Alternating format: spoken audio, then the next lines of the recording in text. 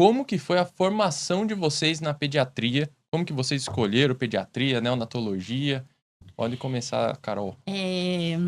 Eu fiz pediatria aqui, né, em Bragança, no Hospital Universitário, São Francisco. Fiz neo também. A Júlia foi minha chefe da residência de pediatria. E até hoje né? E a gente tem o maior respeito uma pela outra.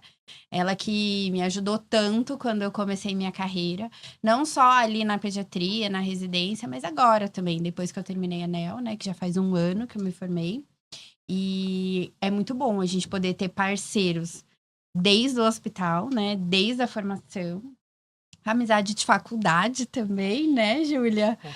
E não foi fácil, como nenhuma residência mas é muito importante, né, a gente investir nisso, não só na pediatria, como na neo. É um mundinho à parte, eu falo. É um mundo à parte. Poucos se atrevem, né? A fazer isso. E você formou em Bragança. Formei em Bragança. Praticamente junto. A gente era de turmas... 6 meses de diferença. E a Carol, a gente fazia quem vários... Era calouro de quem? A Carol era minha caloura. 6 meses só, era praticamente igual. A gente fez vários projetos juntos na faculdade, semana médica. A Carol sempre foi fera. Eu lembro da Carol sendo a minha preceptora quando eu era interno. Olha isso! Nossa! Eu aprendi muito com ela. A Júlia já era chefe, né? Tô brincando.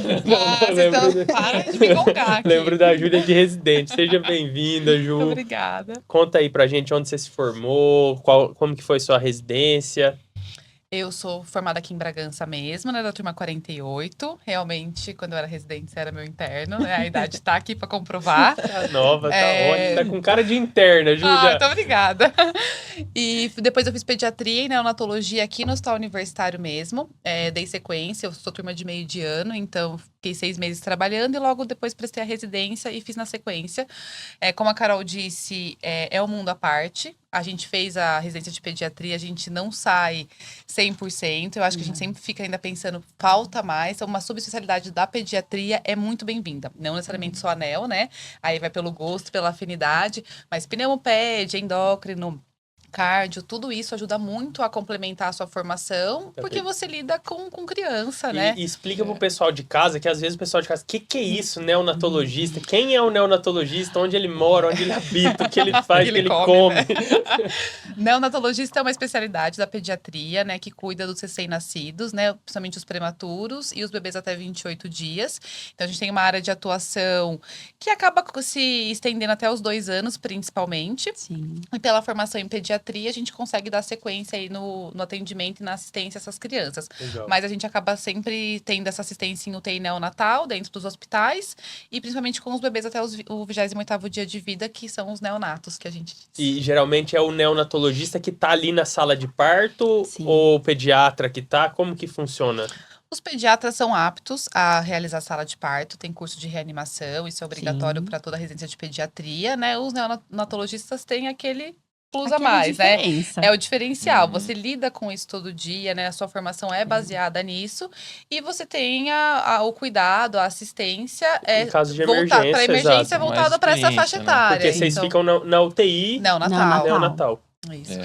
A Carol foi minha R-, eu já era chefe quando ela era residência. A gente brinca assim que vai se construindo uma amizade, né? Hoje a gente é comadre, que eu fui madrinha de casamento dela. Então, isso é uma coisa que vai adquirindo. Ter parceiras, né? O respeito, a admiração é mútua, né? Porque a gente é colega de trabalho, a gente se ajuda em todos os momentos. E a gente criou esse vínculo, né? Então, vai virando uma família, vai crescendo junto e se adaptando. Como outras pessoas que nos ajudam, né? Da nossa área, né? As nossas colegas que estão tanto aqui em Bragança quanto em São Paulo, que sempre participam aí junto com a gente. O que você... Porque assim, a pediatria é muito complexa. Eu, pelo menos, em toda a minha formação da pediatria, eu tinha muito medo de pensar que podia chegar um paciente para mim, uma emergência pediátrica. E hoje, a gente tá vendo e parece que tá cada vez pior. A pessoa acabou de sair da faculdade, o recém-formado, vai dar plantão de pediatria. Para mim é um absurdo, mas eu quero saber de quem tem RQE, de quem é especialista em pediatria. O que vocês acham desse aumento de recém-formado dando plantão de pediatria? Que moda é essa, né? Pra mim é um absurdo. Pode encerrar no Instagram, encerrar no TikTok e já vamos pro YouTube, que é lá que vocês vão ver. Pra mim também é um absurdo, né? Assim como você querer sair da faculdade já atuando numa especialidade, né? Todos nós sabemos que a gente sai super cru. Sim. Por isso que tem as residências e tudo. Mas não é porque é um mundo à parte, nada disso. Acho que isso tem acontecido também por termos poucos pediatras querendo atuar na porta ali, nos pronto-socorros, nas UPAs, essas coisas. Só que é um atendimento peculiar. A patologia da criança não é a mesma do adulto. A dor torácica de um adulto não é a mesma de uma criança. E não adianta eu querer tratar com o básico que eu tenho. Porque a gente sai da faculdade com o básico, né? Para tudo, para todas as especialidades. Então, eu não sou apta a atuar como clínica hoje, porque a minha especialidade é a pediatria. Eu me dediquei a isso. E a gente se dedica, né? Então, assim, são 3 anos de pediatria, mais 2 de neo, para eu ver uma pessoa que ali acabou de se formar, como um dia eu também me formei, e eu não dei plantão de pediatria, mesmo já entrando na residência, achando que é capaz. Não que não seja, tem gente que se dedica super e se forma super bem, mas fica sempre um detalhe, é uma dose errada. Se chega uma urgência, nós não somos aptos. Eu terminei a minha residência de pediatria e não me achava 100% apta para tocar uma urgência, né? E chega, gente. Chega muito, muito, muito. Eu demorei mais de 6 meses na residência para me sentir à vontade para pegar um ou outro plantão e sempre acompanhada de alguém que era muito mais experiente do que eu. Sim. Então, são vidas. São filhos. Você tem a insegurança de uma mãe indo no pronto-socorro pela febre hoje. Você tem que ter jeito para falar, você tem que ter jeito para atender a criança. Não é um atendimento como outro qualquer. Mas eu acho que isso tem que ser em todas as áreas, né? A gente tem que saber ali como atender da melhor forma. Mas a pediatria, eu acho que é, assim, muito arriscado. Assim, eu dava plantão numa cidade próxima daqui. E aí eu trabalhava na emergência desse plantão. E aí o que aconteceu? Um dia eu fui lá pegar a minha comida, fui pedir uma comida, aí encontrei com um colega. Esse colega tinha acabado de formar e era uma Santa Casa. E tinha acabado de formar. Complexidade maior, é um lugar que tem parto. Sim. Então ele seria quem recepcionaria, o pediatra que recepcionaria essa criança se nascesse. Só fiquei pensando, que maluquice, gente, porque são 6 anos de medicina, você rala pra conseguir esse CRM, e aí você põe isso em jogo pra pegar um plantão que, não sei, eu não entendo isso. Eu acho que é uma especialidade que tá em queda. O pessoal querer fazer residência de pediatria. Então, eu acho que o pessoal que cuida de escala em determinados hospitais, eles têm muita dificuldade em encontrar plantonistas com a especialidade mesmo, com o título, com a residência. Sim. E tem muita gente que assumiu escala e só precisa preencher. Então, assim, você quer fazer pediatria, um plantão? Vambora, vamos fazer comigo. Eles são de um médico com um CRM válido para fechar uma escala. Além de ser vida, né? A gente sabe, por exemplo, uma sala de parto. Você tem 30 segundos para começar a reanimar uma criança, né? Ali tá o desfecho futuro dela. Se ele vai ser anoxiado, se ele não vai ser, qual a sequela que você está gerando para uma família ou não. Então, você tem que ter aptidão para fazer isso, né? Não é porque assim, outras pessoas... Tem gente que vai ser treinada e que vai conseguir tão bem como qualquer outra pessoa faz. Mas você tem que estar apto a fazer isso, né? Não é ir lá de qualquer jeito, igual a cara falou, superficial, fazer um atendimento. É você que tá dando um desfecho, um diagnóstico, às vezes, pro resto da vida de uma família. Com ônus de complexidade de uma paralisia cerebral, com atendimento de fisioterapia, terapia ocupacional. São vários fatores que estão em jogo ali. Então, se você não tem essa aptidão, é a mesma coisa eu sair daqui agora e falar, eu vou lá fazer uma apendicite. Não vou. Não sou apta para isso, não fui treinada, não fiz uma residência, passei pela faculdade, fui interna de cirúrgica, me dediquei, mas faz 10 anos que eu não vejo isso, né? Então, a gente tem que ter esse bom senso. E as pessoas precisam entender que a formação médica, ela não se encerra ali no 6º ano, né? Então, procurar fazer cada vez mais residência, procurar pôr a mão na massa, ter uma especialização, porque isso é o diferencial.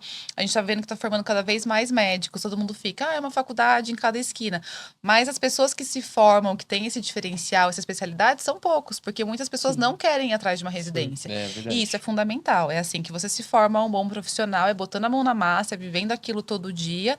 É assim que você vê, você erra, você acerta, você estuda, né? Você faz melhor no dia seguinte e sempre tentar dormir com a sua consciência tranquila de que você fez o melhor que você poderia por aquele paciente, se deu o Sim, máximo, com certeza. porque isso é fundamental. A gente, às vezes, não ganha todas, né? Porque a gente não é Deus, a gente faz o melhor todos os dias, mas a gente tem que ter essa consciência que a gente tá lidando Exato. com o amor mais importante de uma família, né? De um pai, de uma mãe, dos avós, dos tios. Às vezes é um filho que foi extremamente desejado, é a única opção, às vezes foi uma fertilização, é a única que a família pode ter. Então, não é assim pra ser de qualquer jeito. E a gente, às vezes, no consultório, ali no hospital, né, Julia? A gente pega alguns casos que a gente para pensar, será que eu tô fazendo a coisa certa? Uma liga pra outra, liga pra nossa chefe, discute caso, vê se a gente tá comendo uma bola, se a gente tem que pedir um exame diferente. Se o próprio pediatra especialista tem dúvida. Exatamente. Só que assim, pra mim é muito exatamente isso aí que vocês falaram. E eu acho que é muito mais que assim, eu joguei meu CRM no lixo. A gente não tá falando que a formação... Não, mas eu fui um bom interno, eu me dediquei nos meus plantões de pediatria, eu estudo muito pediatria, eu sei atender pediatria. Porque, realmente, o médico do posto, ele vai precisar fazer pré-natal, Tudo. vai precisar fazer pediatria. Sim. Mas, assim, aqui a gente tá falando de uma coisa de complexidade, é aquilo. Sim. Você tá mexendo com sonhos tão grandes de uma família, que é muito mais do que pensar no seu CRM, no seu umbigo, né? Você tá Sim, conversando exatamente. com outras pessoas. Como que você deita no travesseiro e dorme, você pensando que você causou uma paralisia Malefício, cerebral porque você não é Deu especialista assistência ali. correta, Porque se claro. tivesse algum pediatra, algum neonatologista ali, conseguiria com certeza ter agido rápido. Porque a gente sabe, a gente que atua em emergência, São a segundos, gente sabe que né? segundos fazem muita Muda o diferença. desfecho, né? E De uma foi o que família aconteceu toda. na pandemia. Que na pandemia, todo mundo Precisou se precisou ajudar, ir, né? e aí precisou ir Sim. um monte de recém-formado para UTI. E muita gente foi mal assistido. Com Sim. certeza. Entendeu? Muita gente parou por hipóxia, porque às vezes um recém-formado não sabia entubar. Sim. Então é coisa Isso que assim, mesmo que que aconteceu. a gente sabe que isso aconteceu em vários lugares. Então assim, você imagina o que tá acontecendo nessas portas de pediatria com pessoas que não são pediatras, né? Sim. É muito mais do que... É inconcebível, né? Porque você tá pondo o seu orgulho na frente Do que de você se vida, propôs a do fazer que com a você se medicina, propôs, né? do que aquela pessoa de 5, 6 anos escolheu fazer medicina para fazer, e você tá fazendo o Exatamente. contrário do que a sua criança escolheu, né? E às Exatamente. vezes acaba chegando pra gente mesmo, né? Porque vai pra onde? Vai pra referência. Vai pra referência, E é onde nós pegamos ali. Às vezes é uma coisa simples, que podia ser resolvida lá mesmo no pronto atendimento. Às vezes não, às vezes é uma coisa que a gente realmente tem que internar, mas chega ali E o e a pior gente vê. Que a família não sabe, às vezes, que a pessoa não é Não, pediatra. imagina. Não sabe que não É. tem... Esse que é o Sim. Nossa, pior. e eu né? lembro quando eu era interno, gente, aí a gente ia recepcionar a criança ali junto com o pediatra, obviamente. Gente, é uma sequência que eles faziam tão rápido ali, que ficava fazendo um monte de coisa. É uma sequência muito Sim, grande. E sim. isso dando tudo certo. E se der errado? Com né? certeza. Aí A gente que tem que agir rápido. Eu lembro do Igor me falando, é meia ampola? Porque a gente geralmente usa uma ampola. Não, mas criança é meia ampola, um quarto de ampola. Quanto você vai usar da ampola? A gente brinca, assim, eu e a Carol, a gente dá muito plantão junto, lógico. Eu na cirurgia, ela na pediatria. Daí eu brinco e falo, Carol, pediatria é fácil, né? 25 quilos, meia ampola, menos um quarto de ampola e vai dividindo a ampola no meio. Mas é lógico que não é, né? Não, E É. neonatologista, você entra na residência e ganha uma calculadora de presente. Porque é tudo por micrograma, quilo, minuto. Exato. Né? Micrograma, quilo, hora. Você não pode falar, vou fazer um tanto aí, seja o que Deus quiser, uma né? das especialidades que mais fazem conta, né? Né? A As gente pessoas faz. acham que a Exato. medicina não faz É. conta, Faz muita, Muito. né? Ô, Vitor, o que o pessoal tá falando aí? E aí tem uma outra pergunta aqui para as pediatras. É verdade que só pode dar banho no neném depois de 24 horas? É verdade. É verdade? É verdade. Eu ia falar mito. Tá vendo por que É. médico não pode dar plantão de pediatria Tá sem vendo? saber? Pode, E por quê? claro. Todo bebê nasce com uma proteção que chama vernix. É aquele branquinho que Sim. a gente vê nos filmes de parto, Uns né? nas nascem cenas. mais, outros menos. Dependendo né? da idade é. gestacional, né? Tem os que tem mais ou menos. E isso protege para a temperatura. Eles conseguem controlar com mais facilidade a temperatura. Pensa que ele saiu de dentro da barriga da mãe, com a temperatura corpórea de 36,5, 36,7, e ele tem que lidar com o ambiente e aprender a regular essa temperatura. Então, esse vernix ajuda a manter essa temperatura, não fazer hipotermia, que é uma das causas que pode levar o bebê pra dentro da UTI ou pro berçário, causar gemência, desconforto respiratório. Então, fazer o banho depois de 24 horas, a gente consegue controlar melhor essa temperatura. E a sensibilidade da pele Exatamente. também, né? Daí a gente consegue proteger esse bebê dos Ah, artifícios legal. do mundo que ele chegou ali e ele não sabe nem o que tá acontecendo. E é por isso também que pediatra não gosta de ar-condicionado, né? Também. Quando você ia receber parto ali, Nossa, vinha você já... lembra disso? É porque assim, eu gosto de cirurgia, né? Então a gente tá operando ali com aquele monte de capote de coisa e chegava os pediatras. Desliga o ar. Por que desliga o ar? A temperatura da sala, né, É. Júlia? A gente precisa ter uma temperatura adequada ali para receber esse neném. E às vezes a gente entra e realmente tá 18 graus, Não tem 17 como, né? graus. A gente congela, você imagina o neném, né? Então a gente pede para desligar o ar ou ajustar a temperatura em 24 graus. A Júlia já chegou aqui hoje. Gente, desliga o ar, por favor. Eu sou uma pediatra nata, né? Não tem nenhum bebê aqui. Não tem bebê aqui. Mas não tem, é o costume, né? É Não tem o que costume. fazer. E a Amanda aqui perguntou se a mulher pode lavar o cabelo depois que teve filho. Que Pode, Ó. deve. Não tem nenhuma película da mulher que protege. Não é, Não, né? ela pode tomar o banho dos deuses que ela quiser. Mas sabe, Tanto gente, pós-parto normal quanto Essa cesárea. pergunta da Amanda foi boa, porque, olha, mãe, vou contar, viu? Mas a minha mãe, quando me teve, a minha avó não deixou ela lavar o cabelo. Lavou Olha lá. só depois de 7 dias o cabelo. É, Você que eu ia acredita? falar isso, tem um negócio de Deve 7 ter dias. alguma Tem coisa. alguma Tem umas Que era mandingas de isso? vó que a Tem. gente respeita também. Eu super É. respeito. Eu Eu não Falando- afronto a voz. Falando em mandinga, nós vamos fazer um quadro agora de supetão aqui das coisas que a gente lembra. Ai, meu Deus. Mitos e verdades da pediatria. Ai, Deus. Então eu vou falar uma coisa, vocês vão me explicar se é mito, se é verdade, um quiz aí pra gente. Deixa eu lembrar uma coisa. Doutora, eu vou ter que dar leite de vaca pro meu bebê, porque meu leite é fraco. Verdade ou mito? Isso, o primeiro leite de vaca. Ela recebeu essa pergunta hoje. E aí, Carol, então aí, posso dar leite de vaca? Não, não pode. Não pode, é mito, né?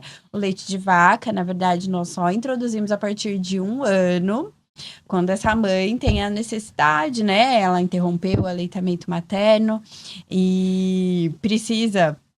Tá mudando os hábitos ali, né? Da criança que já tá em introdução alimentar também e quer, na verdade, cessar ali a amamentação. Então, pode a partir de 1 ano, mas antes não. O leite materno é o melhor leite. Leite É, materno pode ser fraco? É fraco, fica fraco? Não, é Não. fraco. Muita gente questiona isso e... Pelo amor de Deus. Não, ele não é. O que acontece é que ele as crianças, elas são um reflexo do pai e da mãe, né? Então, existem as diferenças dos bebês, pensando constitucionalmente falando, em tamanho, em peso. Então, você vai pegar um bebê de 3 meses, né?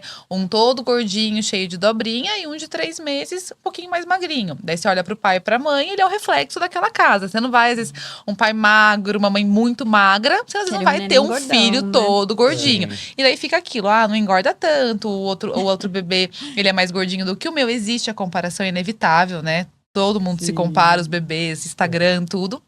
Mas ele não é fraco, né? Ele tem a ver com essa parte constitucional, tem a ver com o aporte nutricional dessa mãe. O que a gente bate muito na tecla é: façam os exames pós-parto, né? Nos 40 dias com a sua obstetra, veja ferro, vitamina D, vitamina B12, né? Veja a sua suplementação. Isso interfere, né, no bebê, isso interfere no aporte nutricional, né, dessa criança. Mas o leite materno é o melhor alimento, né? Ele é pronto para a criança só absorver e ele é rico em diversos hormônios, em diversas enzimas. Então, para a criança não existe nada melhor do que o leite materno. O que acontece, às vezes, é a insegurança.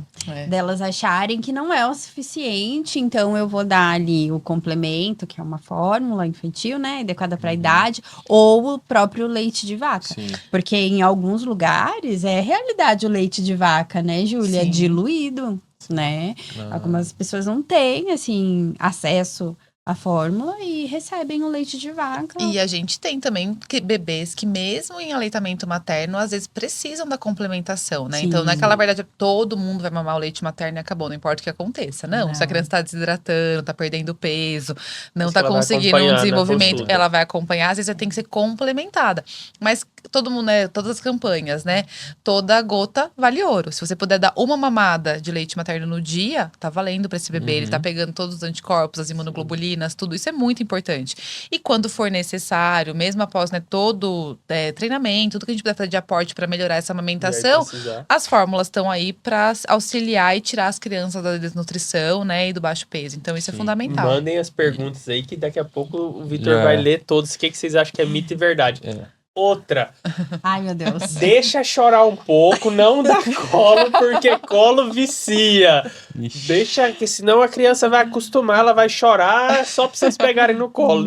Colo vicia? Isso é mito, né? Não Mito. vicia. Mito. Totalmente mito, e a gente sabe, né? Tem estudos que comprovam isso. As crianças que são acolhidas, que são embaladas, que são abraçadas, beijadas, que têm esse carinho dos pais, são adultos mais seguros, né, na vida, posteriormente. Então, você teve um filho, é pra você cuidar desse filho, né? Fazer tudo que você tem vontade, beijar, abraçar, esmagar, dormir agarrado, Então, é pra você poder fazer tudo isso, né? A gente sabe que às vezes você quer treinar um sono, você quer mudar um pouco o comportamento, tem as fases pra isso, mas o colo não vicia de maneira nenhuma. Até porque tá todo mundo aqui, né, trabalhando longe dos pais, ninguém tá no colo até hoje, né? Então. E até isso, você falou do colo, né? Eu lembrei de choro. Falam também choro. Quando você tá lá, a criança chorando, você não é pra você ir na hora.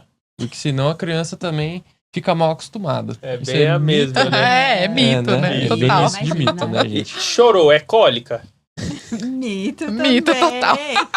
Mito de choro é cólica. Fora por infinitas coisas. Principalmente né? nos primeiros 90 dias que ele tá se situando no mundo, né? Que tem a esterogestação. Ele chora porque tá calor, porque tá frio, ele chora porque ele tá incomodado. Xixi, cocô, né? A criança tá suja. Como que eu vou avisar que tem alguma coisa aqui me incomodando? Né? Chora por Através do fome. choro. Tem, Quero colo, eu adoro né, a internet Júlia? por conta disso, né? Daí tem um meme que fala: Memes, né? eu estava com coceira no meu pé, chorei, minha mãe me deu um banho relaxante. Tipo, não era isso que eu queria, mas era o que teve pra hoje. Então tem. O choro é a forma de comunicação. E tem um que a minha avó sempre Ai, meu falava Deus. também, né? Minha afinada avó, ela falava: menino, não pisa no chão frio que vai fazer mal. Acho que todo mundo já ouviu isso na vida, né? Pode pisar no chão frio. Pode pisar no Pode. chão frio, isso é mito também, né? A gente brinca com isso, assim, é o famoso do bom senso, né? Se tá no inverno, a criança não vai estar pelada, de sunga, pisando no chão exato. frio, nadando numa piscina. Então tem os seus cuidados, né? Com temperatura corporal, com temperatura do ambiente. A gente tá num dia frio, 5 graus, a criança tá com casaco. Tá num dia de verão, a criança tá com roupas adequadas pro verão. Isso Mas acontece muito, pisar, né? De verão, né? o pisar no chão não vai causar, né, Sim, nenhum porque problema. No verão acaba que sempre vejo no pronto-socorro o pessoal que vai passar com a pediatria, aquele calor, pai de shorts, a mãe de shorts e a criança empacotada. Parece uma entrega do AliExpress, a criança, de tão empacotado que tá. Mas eles cobrem muito, né? Principalmente bebezinho, todo mundo fala, tem que embrulhar. Eles necessitam, às vezes, nos primeiros 2 dias, 3, às vezes ficar mais embrulhadinho, eles gostam desse conforto. Mas assim, é sempre a camada de roupa compatível com o ambiente, né? Tá um dia de 40 graus, o bebê tá com bora de Uma manga camisa de curta, força. né? Não embrulhado em 1000 mantas, né? Então você tem que ficar atento a isso. Uma das causas do choro pode ser esse bebê todo empacotado, incomodado com calor. Sim, Às vezes fala, a criança acorda de hora em hora à noite, porque, né, o que tá acontecendo? Às vezes você fala, tá dormindo como? Às vezes você tira o pijama, bota uma manguinha curta, um short, dormiu a noite inteira. Era calor. Ou acordou porque tá frio, né? Então, as duas versões podem acontecer, né? Eu pus mais um pijama, pus um casaco, embrulhei, dormiu melhor, tava com frio. Exato. A gente precisa falar pro pessoal de pronto-socorro, chegou uma sinusite, é uma sinusite, eu vou passar antibiótico. Doutora, mas você não vai pedir nenhum raio-x de seios da face? Raio-x de seios da face, e aí? Isso é polêmico, né? Muito! Até pra adulto, eles falam. Na sinusite é um diagnóstico clínico, né? Na horoscopia a Exato. gente consegue ver o gotejamento posterior, que é a secreção escorrendo lá no fundo. Então a gente consegue fazer esse diagnóstico, né? Baseado na história clínica, nos sintomas e no exame físico bem feito. E até que criança nem tem, ele demora pra formar os seios da face. Então fazer raio-x de seios da face com 1 ano, 2 anos não E faz mesmo pra diferença adulto nenhuma. também não faz diagnóstico nenhum. Não é Então, clínico assim, é mesmo. mito Exato, total mito, isso daí, mito, né? Mito. E a Sim. gente, às vezes, nossa, A gente pega muito. É sofrido, né? Difícil, viu? Pediatra, pior ainda, imagina. como que você não vai pedir um raio? Como? É um absurdo. Você é novinho. É.